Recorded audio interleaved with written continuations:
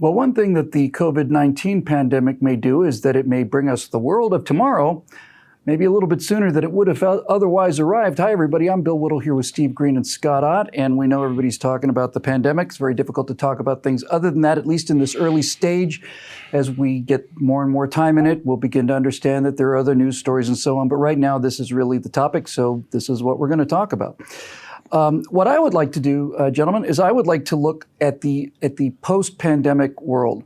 And I'm not going to waste a whole lot of time on this episode by saying that the post-pandemic world will not look like the zombie apocalypse, that we will take some people who are quite ill and elderly. We will lose more people than we would normally lose. But in any event, I suspect that the world after this will look more or less like the world did before, except I think there are going to be some fundamental structural changes all throughout society.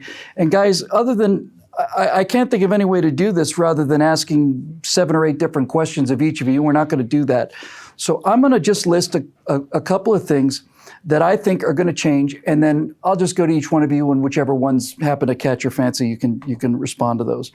So here are some of the things that I think we're going to see when we get out of this pandemic, probably is June or July, something like that, back to normal more or less. First of all, we already know that virtually now, in fact, it seems like every single kid in the country now is going to be homeschooled. And they're going to be homeschooled for at least a month and probably more like 2 or 3 months. And that means that some of those kids and some of those parents especially are going to learn that homeschooling is either not as bad as they thought or it's going to be worse than they thought. But I think homeschooling is going to get an enormous boost out of this. And I'm very grateful to my friend Brent Regan for pointing that one out for me. Same thing with telecommuting. You know, I think businesses are going to find that people are going to find, hey, I kind of like working from home. And since I have a computer and I'm able to communicate with the guy in the next cubicle as well from my house as I could if I was in the same cubicle, I think businesses might like that too. We might see a lot of telecommuting, and that might just kind of change the population spread out a little bit. I think we're going to see a lot of improvements in disaster preparedness, both personal and governmental. I think people are going to take things like their own food supply more seriously and things of that nature. I think they're going to have the sense to buy their own virus-proof masks and things like that and keep that at home. We'll see a big improvement in that. The government, we have already found where there's a number of places that we should have been more prepared. And I would just like to say, I'm not trying to turn this into a complete monologue, but I would like to say that I think one of the reasons that we found that we didn't have what we needed is because we always assume that a risk that is out there is not going to happen tomorrow. We know it's going to happen. We just don't think it's going to happen tomorrow. There were burn-throughs on the O-rings on the Challenger before the Challenger exploded. A number of flights on those O-rings burned through. There were a number of flights on Columbia, before Columbia, where the foam came off, and we got away with it that time, so we'll probably get away with it this time. And those days, like the days after those 2 shuttle disasters, are pretty much over. And then finally, just the whole idea about choke points, globalization, China's future, and all the rest of it. So I know that's a big spread. But Scott, what do you see as some of the most obvious changes or more important changes in the world in 2 or 3 months from now, when this has basically subsided back to the background? This may not seem like a big thing, but actually the first thing I thought of was that handshakes will likely go away or become a lot less common. It's funny because it is now, I work with the public every day. I'm face to face with strangers constantly in my other job. And it's amazing how easily you transition from, the traditionally reaching over and touching the skin of some complete stranger whose hands you don't know where they have been, to now you just kind of either, bow or bump elbows or salute, or, you find some other way to convey an affectionate greeting short of skin-to-skin contact. And I frankly don't see that. I think that's something that's going to linger. I think you may be right. I think more people are going to say, maybe not at a family reunion, but I think in public settings where you're meeting strangers, I think it'll become less common to reach over and shake somebody's hand. I also think that people are going to wash their hands a lot more than they did. And it's funny because my view on hand washing has taken a 180-degree turn, because I previously thought of myself as washing my hands to make sure that my stuff doesn't get on somebody else, to put it mildly. Now I wash my hands because I'm afraid somebody else's stuff has gotten on me. So I'm washing my hands, multiple times a day now, and then applying the hand sanitizer stuff. None of which I have any great faith is going to prevent me from getting sick, but it just seems like it's something you can do, and so you do it. So that's it seems like a small scale micro thing, but I think that's going to happen more and more frequently. People are going to be much more conscientious about something like that. I think that the effect on telecommuting, I agree with you, is going to be a big deal. More and more people are going to see what it's like and like it. I think that more and more people are going to see what distance learning is like, and say, you know what, as much as I love hanging out with my buddies on the Harvard Yard, it's a lot cheaper if I can just do this from my own house or my apartment. So why not? And so I think it's going to change the nature of some of those relationships.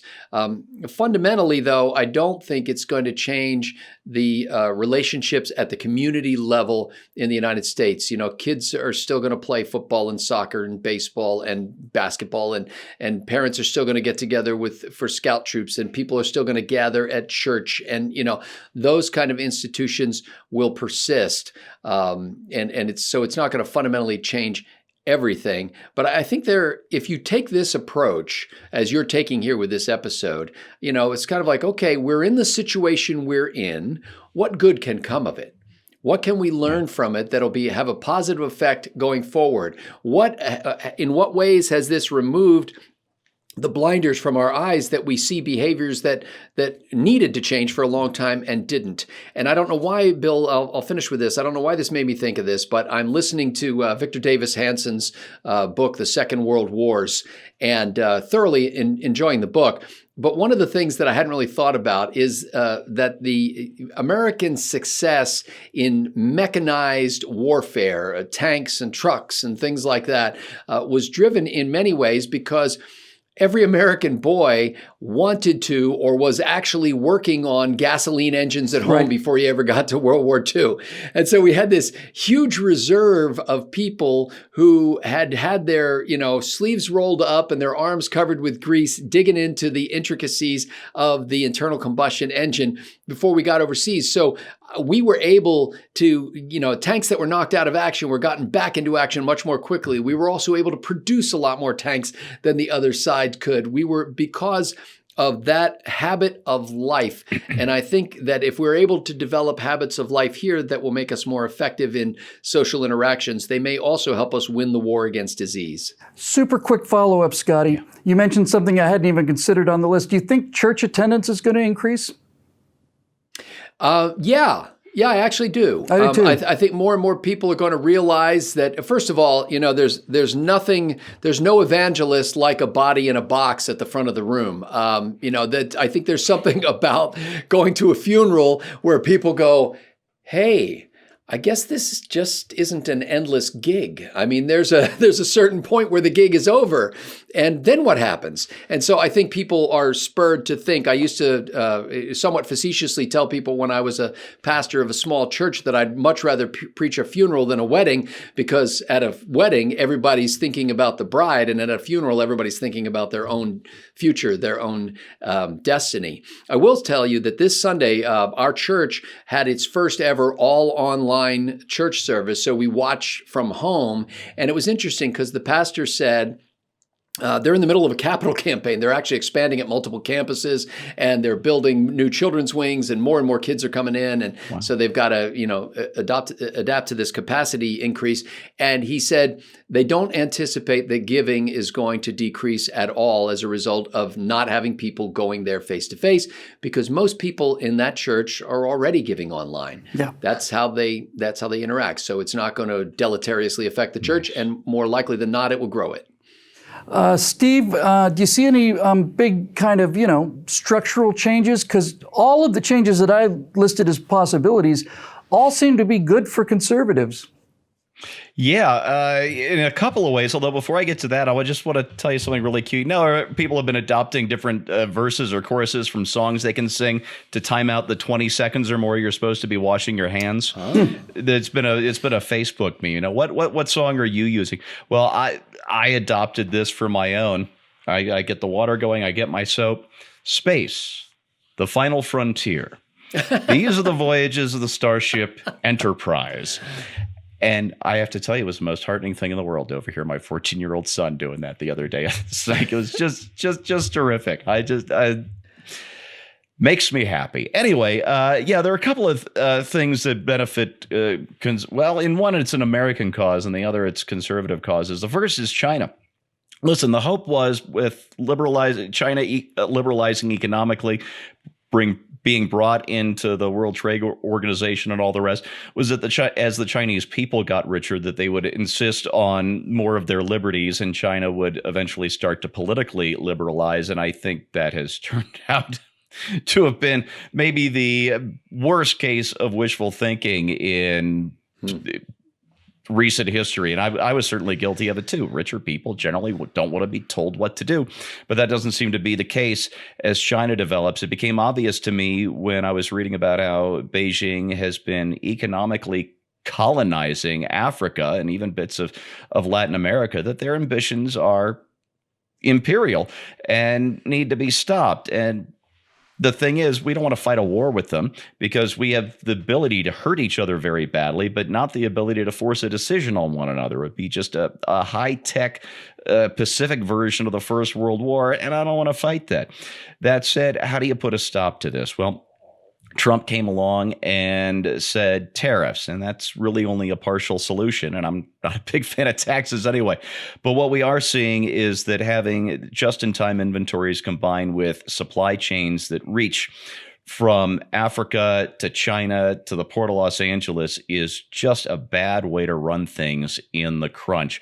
And it was always cheaper to go to China, but I think American businesses are finding out now that for some things, cheaper is not good enough. We've got an awful lot of people losing an awful lot of money right now because of those 10,000 mile long supply chains. Hopefully we're going to bring some more of that back home, or at least back into the Western Hemisphere, and barring that, at least outside of China, to try and put the brakes on some of their imperial ambitions. So there's that. We're in a second Cold War. Let's not shoot at each other. Let's disengage. Let's decouple from China as best we can, because without dollars, that really puts a crimp on their ambitions. So that part I really like. In terms of leftism here at home, though, wow. Getting rid of plastic bags that you either reuse as a trash bag or throw away, that turns out to have been a bad idea because these canvas bags and stuff carry a lot of germs. Crowding people onto mass transit. Hello, that's a great idea right now, isn't it? San Francisco, where I spent a couple of years living.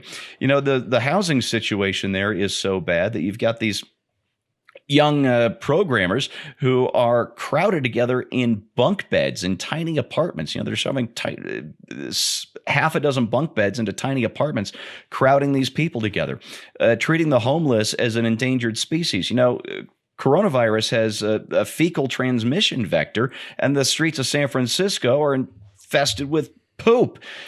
So there are things that are going to have to change in the way the progressives like to rule, or they're going to get a lot of people killed, and a lot of their own people in their own cities.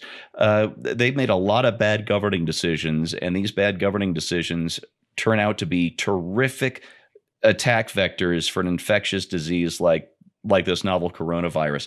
So we have a way to regain the moral high ground. You know, the left is so good at making their personal preferences into moral crusades and making everybody out to be the bad guy who are pure evil for opposing their plastic bag bans and all the rest. Well, guess what? Their choices are going to get people killed, and this is the time that we can regain the moral high ground and the advantages that we've got reality on our side. Well, great points all. I'll just close with three that I think are important. I think the first thing that we're going to see when this thing really does settle down is that really, I think for the first time that I'm aware of, we will have actual data on a per capita basis of whether private health care or government health care is more likely to save you or kill you. And from the way things are going, I think I'm real happy with the side that I'm on right here in America.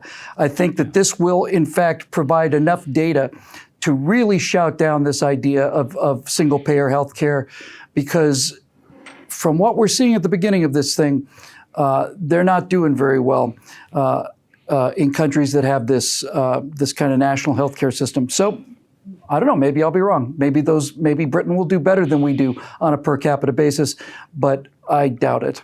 So there'll be that. The second thing that's going to happen, I think, is that it's going to, that the fear of COVID-19 is going to blend into a general awareness of the danger of pandemics in the same way that the Al-Qaeda attacks of 2001 shocked the living daylights out of us, made us expect that the next planes are coming any second now, bombs underneath every car. And then as we slowly began to see Super Bowl halftimes that didn't explode due to terrorist attacks and so on, we began to understand where this threat of terrorism belongs on the spectrum of things that we should be afraid of. And not only is COVID-19 going to fade into that spectrum of things that we should be worried about, but it will also bring the idea of a pandemic a lot closer to the front. I think that we will start to take a Defense Department look at some of this stuff for the cost of one F-35, and I'm in favor of defense. You could have bought 500 million of these effective masks and distributed them, everywhere. Almost all of them are made in Puerto Rico. All of this stuff, I think, is going to actually happen now because it was always didn't happen today, so it probably won't happen tomorrow. Well, now it's happened, and this is just going to become another thing that we have on our horizon in terms of our fear spectrum. Traffic accidents, airplane crashes, terrorism, pandemic. But the thing I think most is that we are going to come out of this a much, much better society in terms of the way we treat each other. And the only reason I think that's going to be the case is because we, certainly since 9/11, and this is going to be more binding than 9/11, we as a generation of Americans haven't gone through anything together before. That's really what it comes down to. We've never gone through anything together. We've had all kinds of political fights, and we've had terrorist attacks, we've had all this stuff, but we have not had until now what our parents and grandparents and their grandparents had. We've never had to weather a world war. We've never had to weather a depression where people are in danger of starving in the streets. We've never had to weather a serious pandemic like yellow fever or the 1918, 1919 flu epidemic. We haven't ever had a chance to go through things together and come out on the other side. And the thing that I find most interesting about this, and I find it in every case that I've ever looked at it, is that if you look at people who survived either Charleston yellow fever outbreak, let's say, and the horrors of that, or who survived the Blitz when they were being bombed in London, or people who survived the Depression or whatever, the thing that's most remarkable about that is, as people get older and you ask them, they will tell you that was the best time of their lives, that was the best times of their lives was when they were undergoing hardship together. That's when they felt most alive. That's when they felt most charitable, most good. I think that's really true. And I think that this virus has scared people for their own personal safety in a way that nothing has had that happen before. And when we get through this, and we're going to take our losses, whatever they may be, we are going to be able to say that we came through this together as a not only as a people, not only as Americans, but as a planet. This one we actually fought back on, because unlike all of the other pandemics that have wiped out huge numbers of people, this one we had enough science, we had enough understanding of what we're dealing with so that we could take actions that would actually work rather than just burning gunpowder in the air, which is what they did during the yellow fever to burn the miasma away. They just ignite gunpowder and shoot off muskets. That would get rid of the miasma that caused yellow fever. I think we're going to be a much healthier society on the other side of this. I really do. And I am very proud of how cheerful and how well behaved people are, in spite of the fact that none of us have been here before and none of us really know what to do. This could be our finest hour. I am convinced America's finest hours, and there are going to be many of them, are all ahead of us.